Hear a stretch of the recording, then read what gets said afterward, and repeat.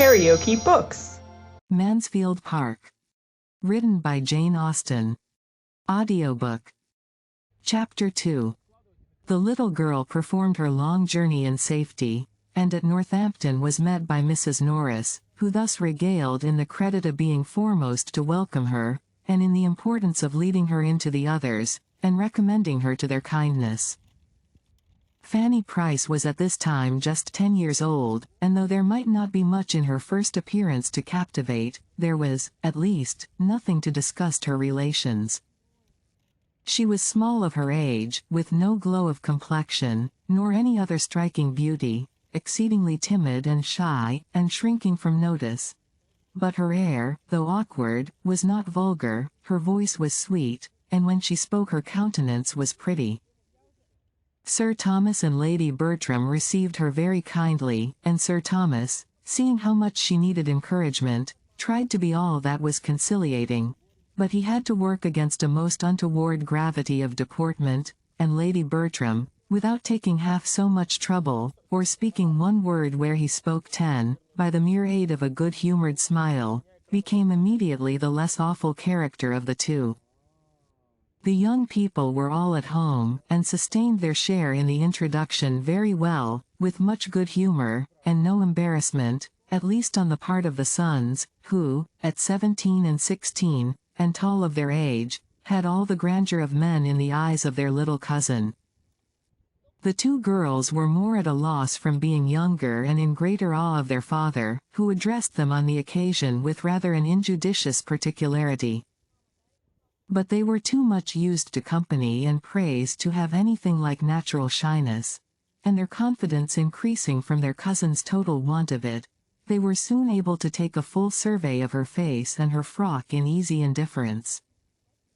They were a remarkably fine family, the sons very well looking, the daughters decidedly handsome, and all of them well grown and forward of their age, which produced as striking a difference between the cousins in person, as education had given to their address, and no one would have supposed the girls so nearly of an age as they really were. There were in fact but 2 years between the youngest and Fanny.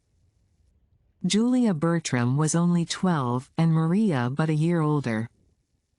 The little visitor meanwhile was as unhappy as possible.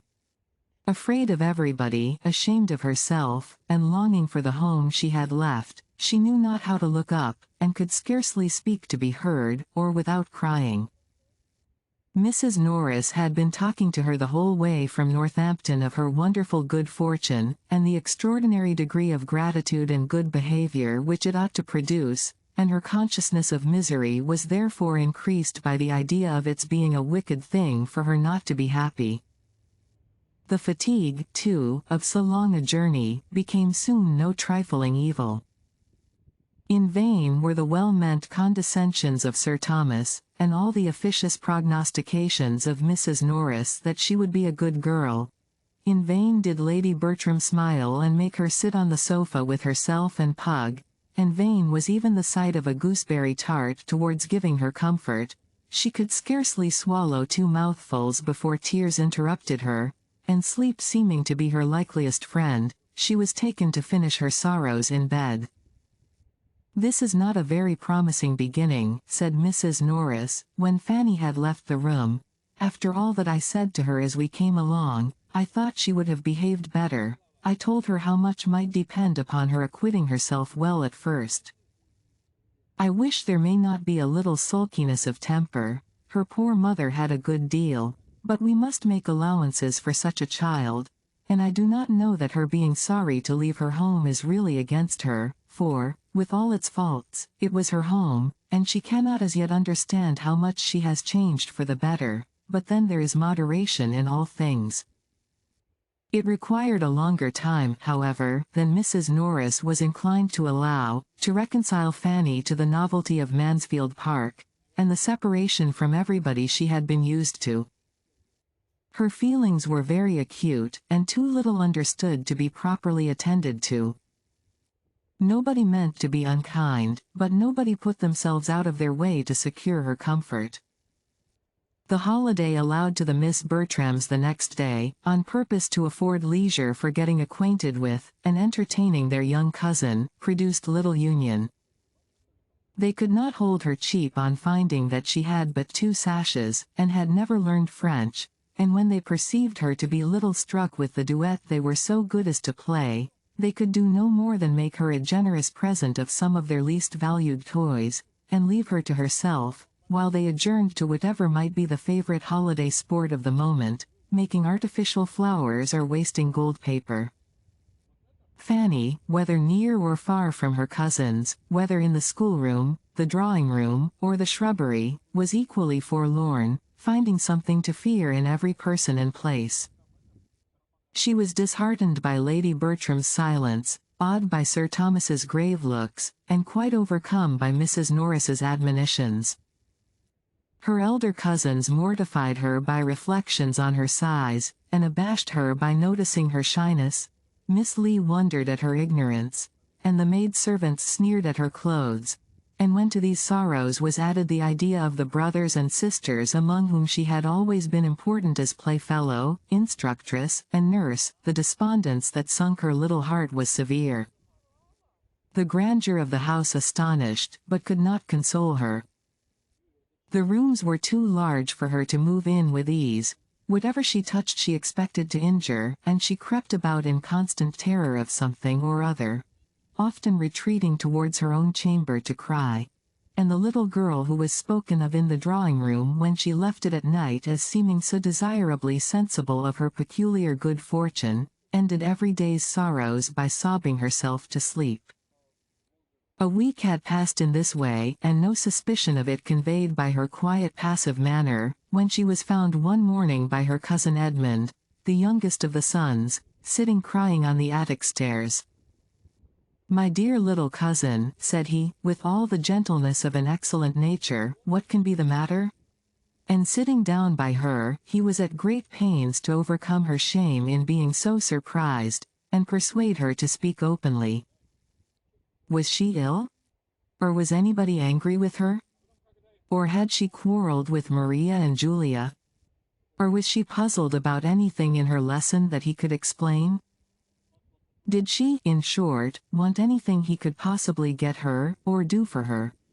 For a long while no answer could be obtained beyond a, "No, no, not at all, no, thank you," but he still persevered, and no sooner had he begun to revert to her own home, than her increased sobs explained to him where the grievance lay.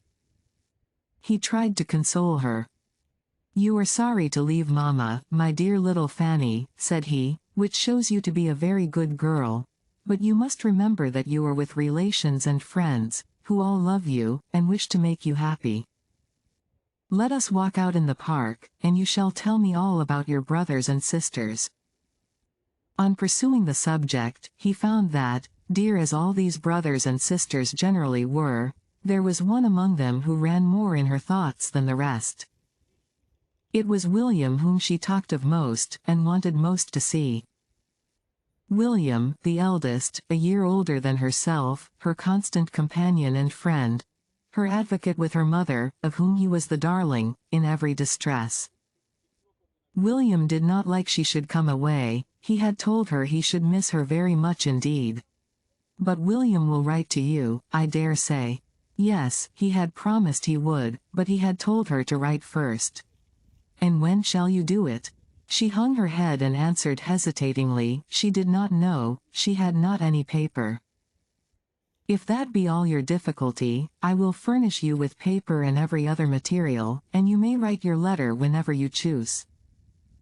"Would it make you happy to write to William?" "Yes, very." "Then let it be done now. Come with me into the breakfast room, we shall find everything there, and be sure of having the room to ourselves." "But, cousin, will it go to the post?" "Yes, depend upon me it shall. It shall go with the other letters, and, as your uncle will frank it, it will cost William nothing." "My uncle," repeated Fanny, with a frightened look. "Yes, when you have written the letter, I will take it to my father to frank."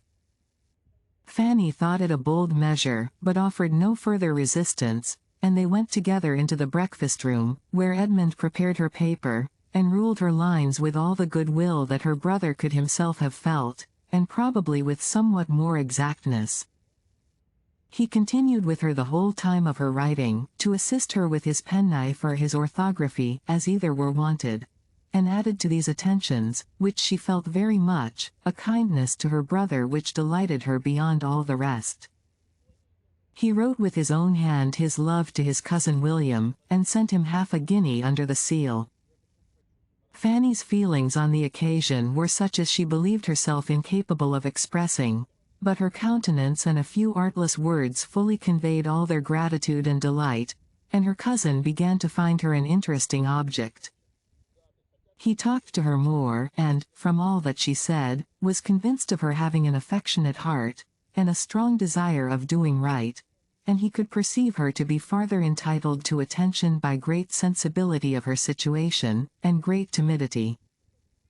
He had never knowingly given her pain, but he now felt that she required mere positive kindness, and with that view endeavored, in the first place, to lessen her fears of them all, and gave her especially a great deal of good advice as to playing with Maria and Julia, and being as merry as possible.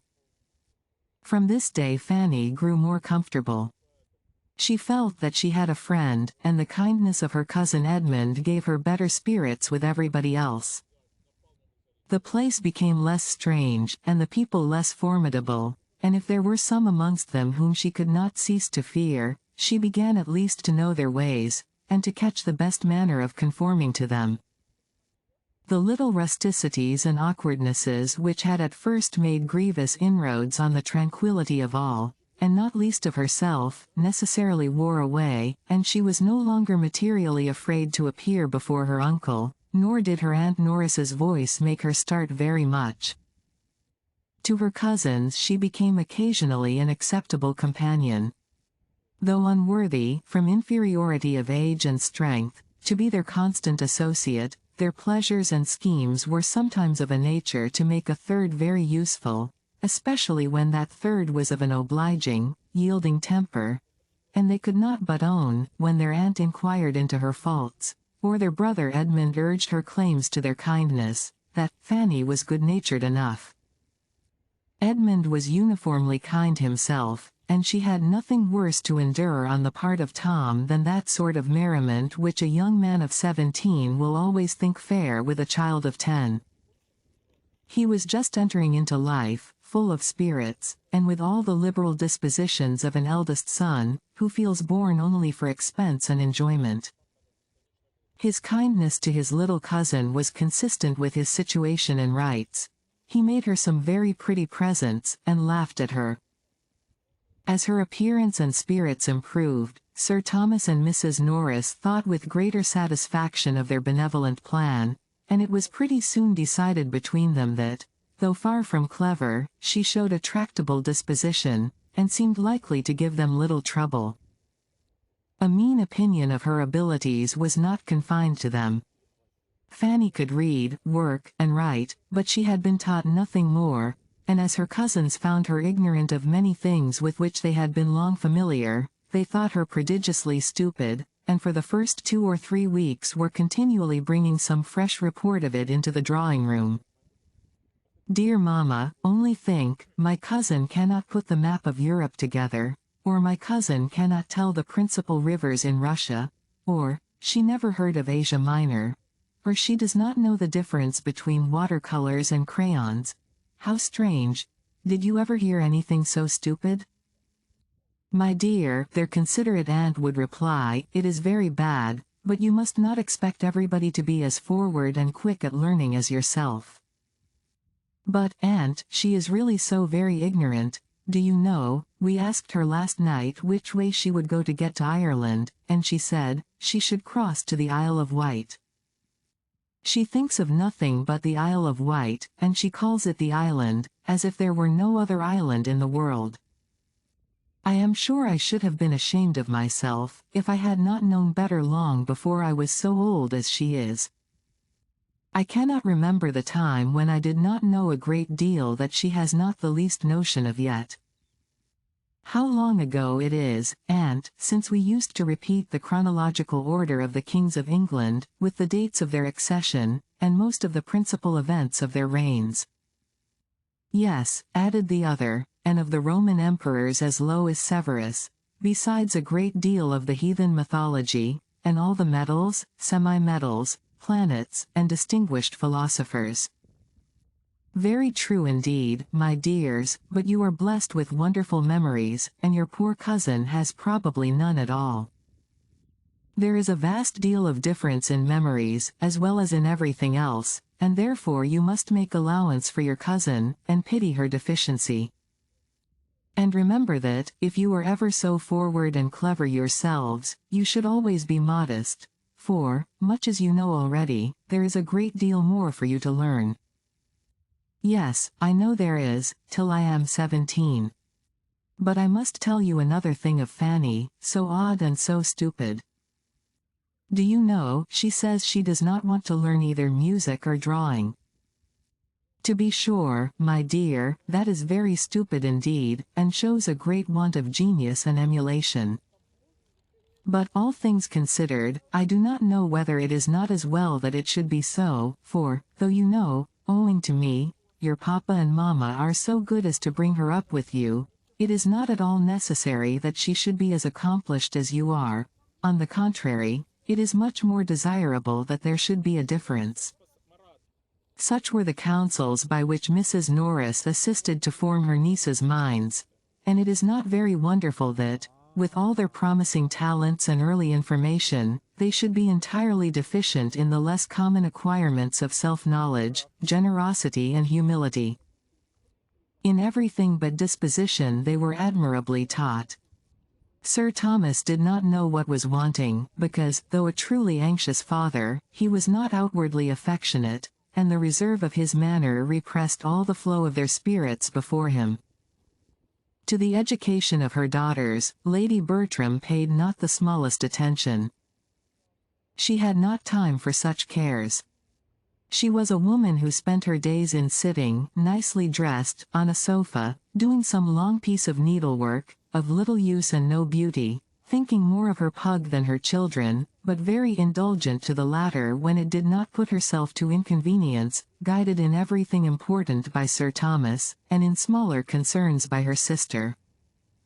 Had she possessed greater leisure for the service of her girls, she would probably have supposed it unnecessary, for they were under the care of a governess, with proper masters, and could want nothing more. As for Fanny's being stupid at learning, she could only say it was very unlucky, but some people were stupid, and Fanny must take more pains. She did not know what else was to be done, and, except her being so dull, she must add she saw no harm in the poor little thing, and always found her very handy and quick in carrying messages, and fetching what she wanted. Fanny, with all her faults of ignorance and timidity, was fixed at Mansfield Park, and learning to transfer in its favor much of her attachment to her former home, grew up there not unhappily among her cousins. There was no positive ill nature in Maria or Julia, and though Fanny was often mortified by their treatment of her, she thought too lowly of her own claims to feel injured by it. From about the time of her entering the family, Lady Bertram, in consequence of a little ill health, and a great deal of indolence, gave up the house in town, which she had been used to occupy every spring, and remained wholly in the country, leaving Sir Thomas to attend his duty in Parliament, with whatever increase or diminution of comfort might arise from her absence. In the country, therefore, the Miss Bertrams continued to exercise their memories, practice their duets, and grow tall and womanly, and their father saw them becoming in person, manner, and accomplishments, everything that could satisfy his anxiety. His eldest son was careless and extravagant, and had already given him much uneasiness, but his other children promised him nothing but good. His daughters, he felt, while they retained the name of Bertram, must be giving it new grace, and in quitting it, he trusted, would extend its respectable alliances, and the character of Edmund, his strong good sense and uprightness of mind, bid most fairly for utility, honor, and happiness to himself and all his connections. He was to be a clergyman. Amid the cares and the complacency which his own children suggested, Sir Thomas did not forget to do what he could for the children of Mrs. Price. He assisted her liberally in the education and disposal of her sons as they became old enough for a determinate pursuit, and Fanny, though almost totally separated from her family, was sensible of the truest satisfaction in hearing of any kindness towards them, or of anything at all promising in their situation or conduct. Once, and once only, in the course of many years, had she the happiness of being with William. Of the rest she saw nothing. Nobody seemed to think of her ever going amongst them again, even for a visit. Nobody at home seemed to want her. But William, determining, soon after her removal, to be a sailor, was invited to spend a week with his sister in Northamptonshire before he went to sea.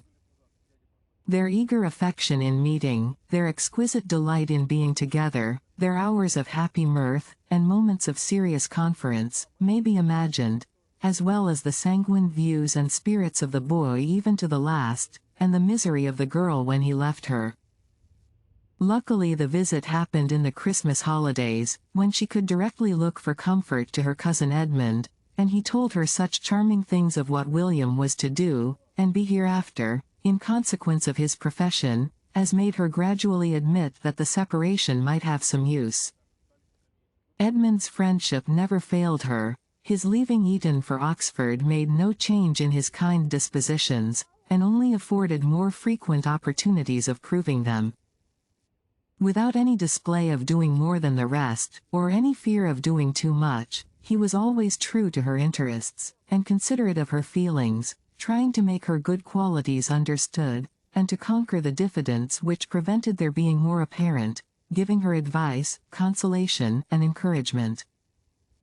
Kept back as she was by everybody else, his single support could not bring her forward, but his attentions were otherwise of the highest importance in assisting the improvement of her mind, and extending its pleasures. He knew her to be clever, to have a quick apprehension as well as good sense, and a fondness for reading, which, properly directed, must be an education in itself. Miss Lee taught her French, and heard her read the daily portion of history, but he recommended the books which charmed her leisure hours. He encouraged her taste, and corrected her judgment. He made reading useful by talking to her of what she read, and heightened its attraction by judicious praise. In return for such services she loved him better than anybody in the world except William. Her heart was divided between the two. If you liked what you heard, please subscribe to the channel.